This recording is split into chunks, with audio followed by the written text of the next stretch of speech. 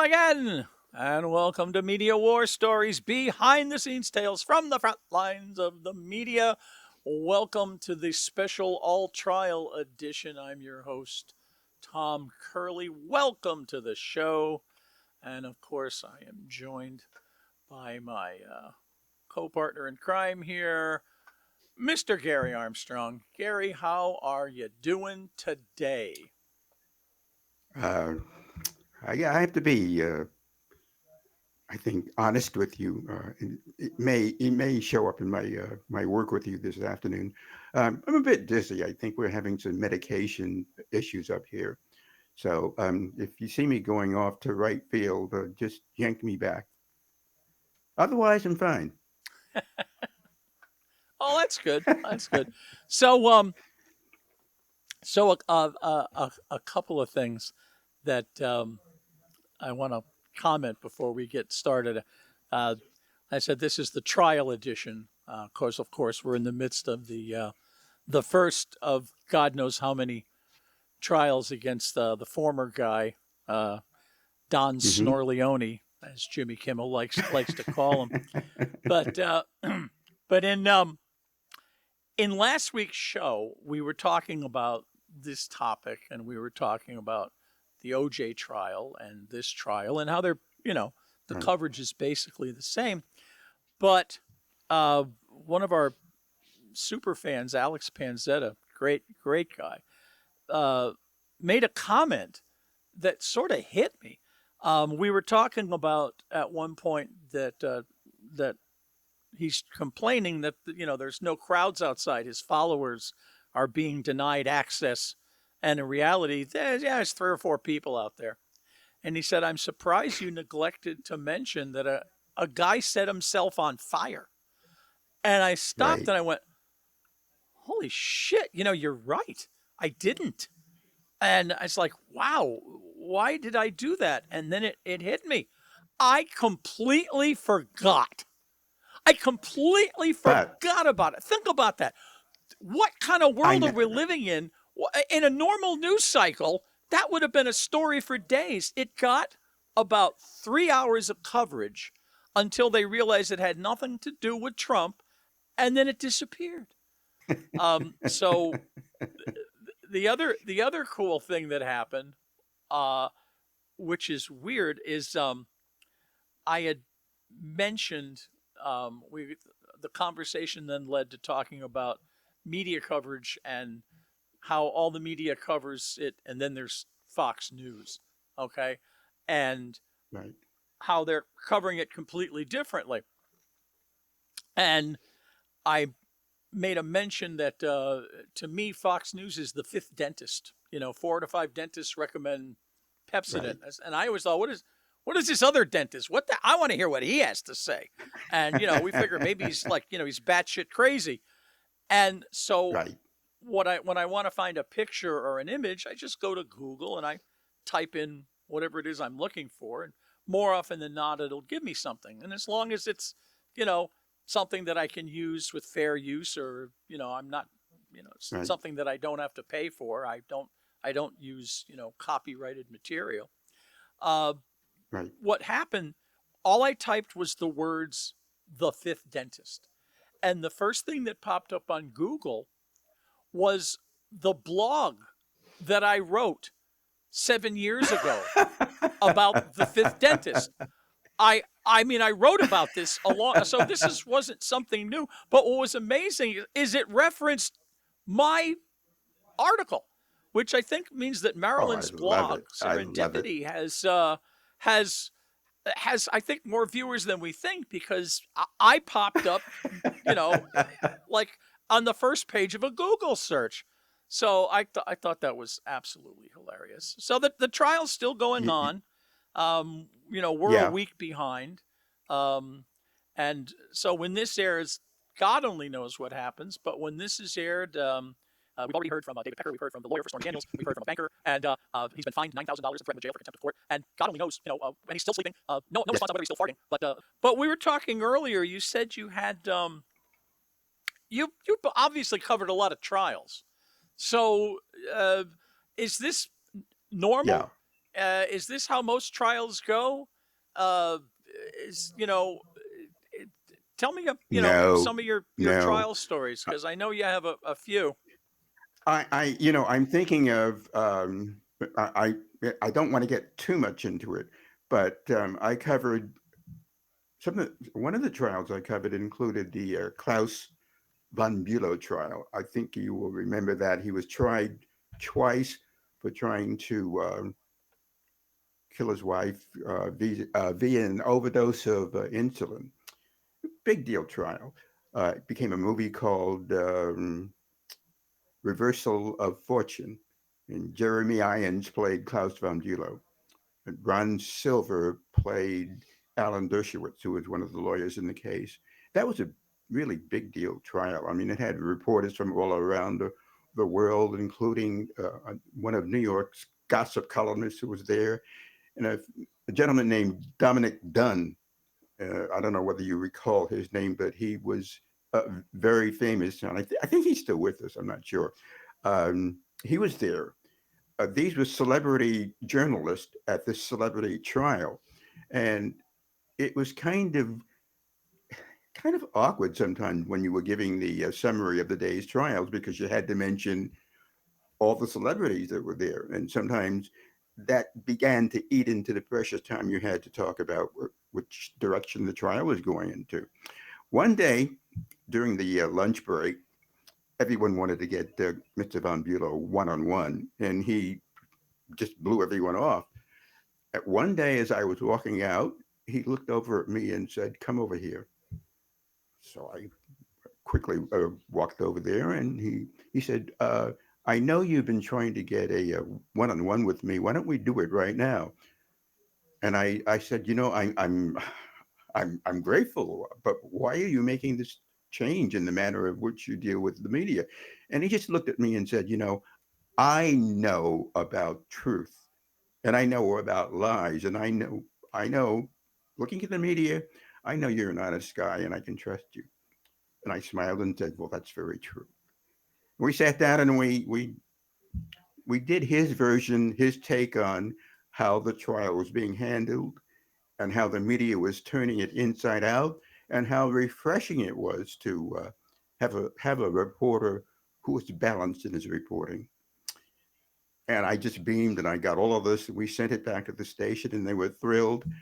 And the afternoon part of the trial went by. It wrapped up, and I started to go over and get my one-on-one. And he said, "No, no, no, I'm not talking to you anymore."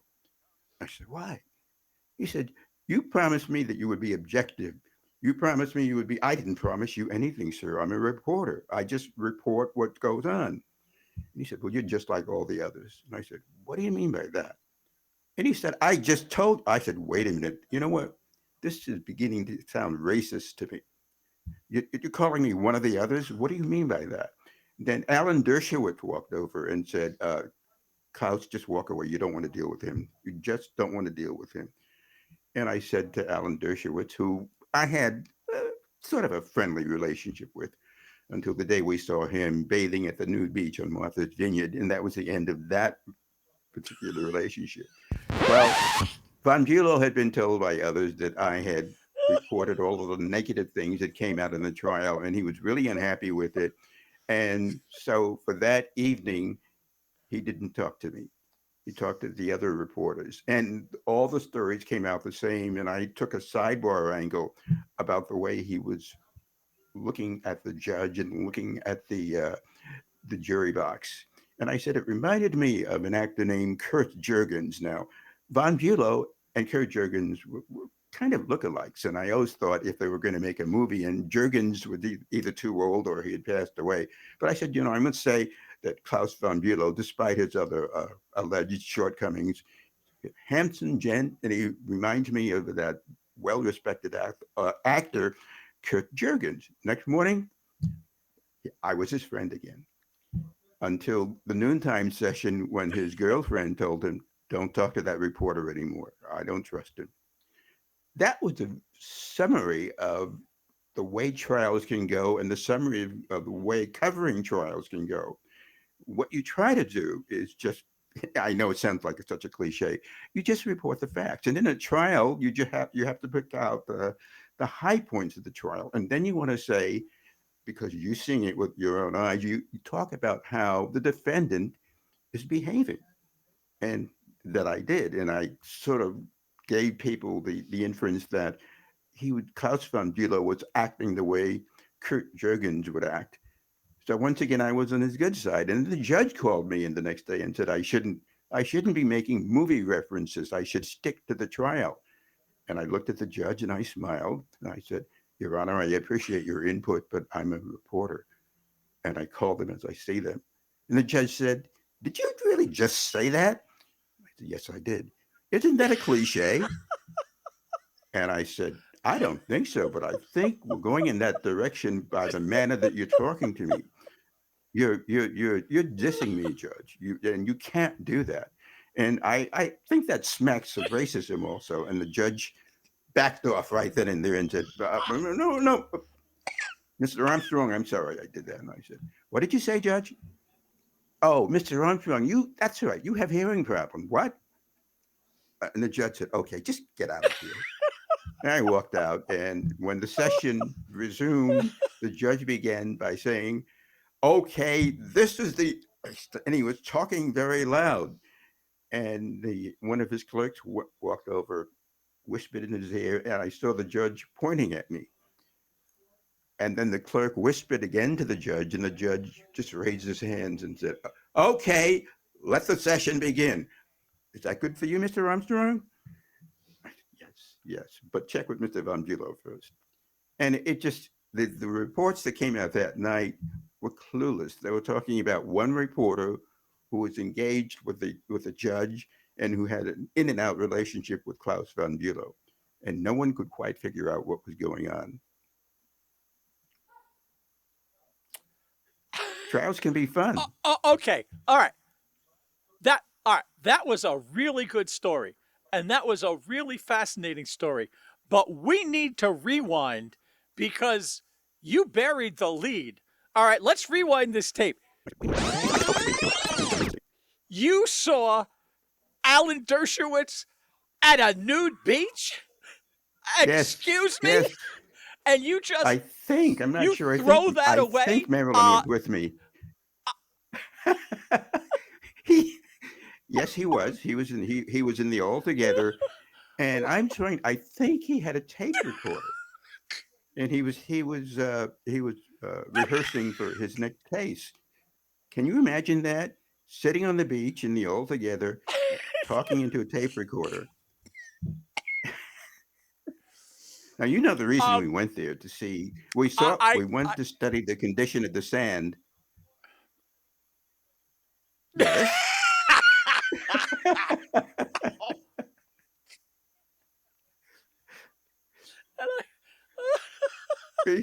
I only read Playboy for the articles. Um, I wow. I congratulations. I I am speechless. And those who know me, that's not an easy thing to do. That was the second scariest thing I saw in Martha's Vineyard. I have to put it in second place behind the Bruce, the would-be shark from Jaws. And Bruce really was scary. But I would give I I don't. Mr. Dershowitz second place. No, that is a true story. And one of the things that always got me was when they assigned me to a trial. Now they knew because I told them, and it was obvious that I had hearing problems that were getting worse. My hearing was deteriorating, and I think at that point I don't recall exactly. I think I was wearing those all in the ear hearing aid, the really tiny ones, and you can hear a little bit, and I guess the big thing is the ego thing. No one could see that I was wearing hearing aids. Now, if I had just thought about it a little bit more, let's say, with a bit more maturity, I would have realized the first thing that should happen is you should be able to hear. And I got so caught up with the look of the thing. The hearing issue was a big deal, and I had gone to other judges, and I've told you before that they gave me good seating, and they prompted the lawyers to speak. louder and with more diction, clearer diction. So why this judge made that mistake of engaging me in conversation? Yeah, I think judges talk to each other about the media people, and I'm sure this judge heard from the other judges that Armstrong, he's a good reporter, but on any given day, you're not going to know what's in his head. So don't approach him. Be pleasant, but don't approach him. And what's really, really strange about this is I was in over my head in most cases. I was just trying to absorb what was going on in the courtroom. But judges take on a personality of their own. There are judges who are they're really dedicated to dealing with the trial objectively. Then there are judges who just want to say, "This is my courtroom. This is the way it's going to go." One judge, he was related to the governor of Massachusetts, and I'm not going to name any names because I know some of them are still around. But this judge was really wacko. I mean, he could have been the judge in And Justice for All when Pacino's lawyer character said, "You're out of order. You're all out of order." In real life, you don't say that, but you think that, and your face says exactly what you're thinking. So, this is a long, roundabout, circling comment that there's more to meet the eye than when what you see and hear in courtroom reports. All right, so that let me ask you this question. Um, there's a lot of discussion about the fact that the trial is not broadcast. You can't have cameras in the courtroom, um, as opposed to Georgia, where they do allow cameras in the courtroom. Is it Does it benefit Trump or hinder him because there aren't cameras and you're relying on sketch artists and the Right. reports of of the reporters? Does this help Trump or hurt Trump? I think it does not help him. I don't I think, agree. and I don't think if there were cameras in the courtroom, it would help him either. But what do you think? It would give him because he's a creature of television, and everyone knows that. So that as much as it might hurt him, I think it would benefit him more because he would in his mind he would know I've got to play to the camera, uh, and everything from the looks on his face to the manner in which he speaks. And I don't think he would want to let himself be put in the position of being uh, being pointed out by the judge, saying, you're out of order. And as you pointed out, I think last week, the judge had been speaking to the lawyer to make his client sit down. He's not talking to Trump. Trump's power has been clearly reduced in the courtroom, and you pointed that out clearly last week. And so it's six of one and six of the other. A live camera, would benefit him, I think. But even with the sketches, you can see they're picking up on his behavior. I agree. Um, I don't think cameras in would help him either because he has to sit. He can't mug to the camera. He can't do anything. He has to sit Right, there and he's miserable. And I admire what the judge is doing. He's treating him like every other defendant. Um, when right, he right. when he issued the contempt charges, when he fined him, it was literally, he said, okay, we have housekeeping. We need to do this. We need to do that. And as far as the contempt, you're fined $9,000 for this. Then I wrote a thing about it. Read it. And then he continued. It was just like almost an aside. Any And other trial, when yes, Trump acts up, you're right. Yeah, he when Trump acts up, he yells at the lawyer. Control your client. If you don't, I right, will. And that's how it that's how it happens, which I think is really right, really good. And the fact that the defense insists we all have to call him President Trump, and the judge goes, no, Mr. Trump. you're not the president. Okay, you were the Right. president, which, Right. as those words come out of my mouth, I still can't believe it. But you're not. So stop this. And I think it's obviously it's taking a toll on him. And I think the other thing Yes.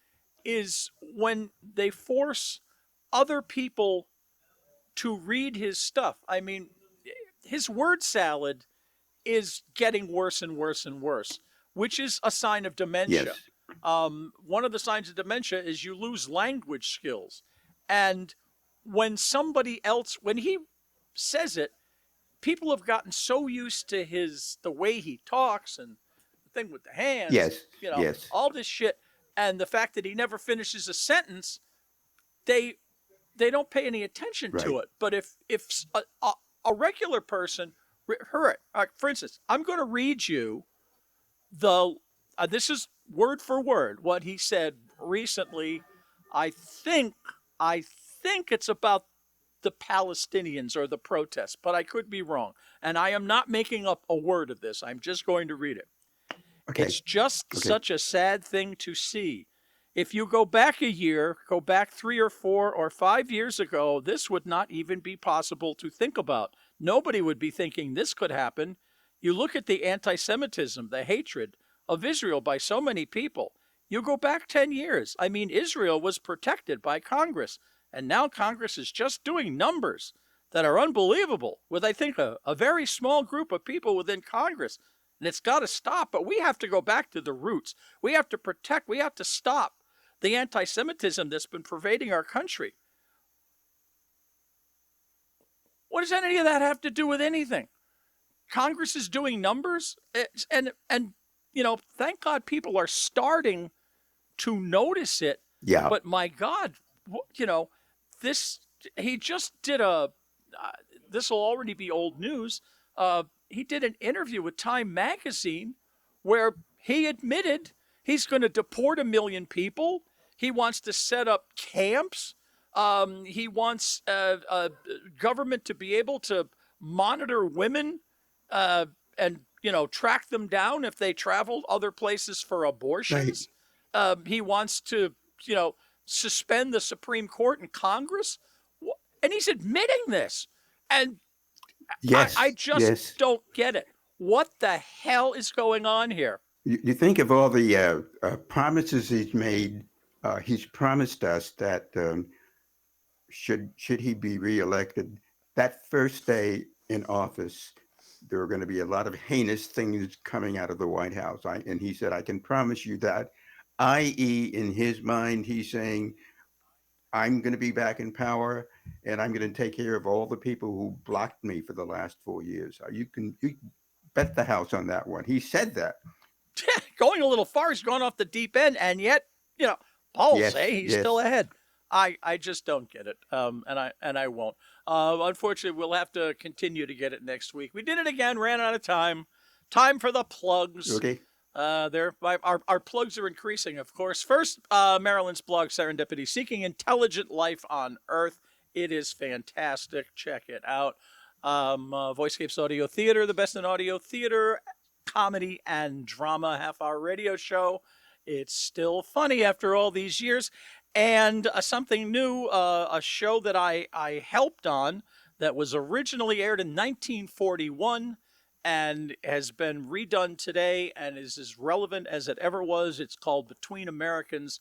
It's on our YouTube channel. I highly, highly advise you check it out. And of course, my sister podcast, Get Off My Lawn, starring me, where we talk about life, the universe, and everything else. So, Garry, the trial edition is over. God knows what's going to happen next week.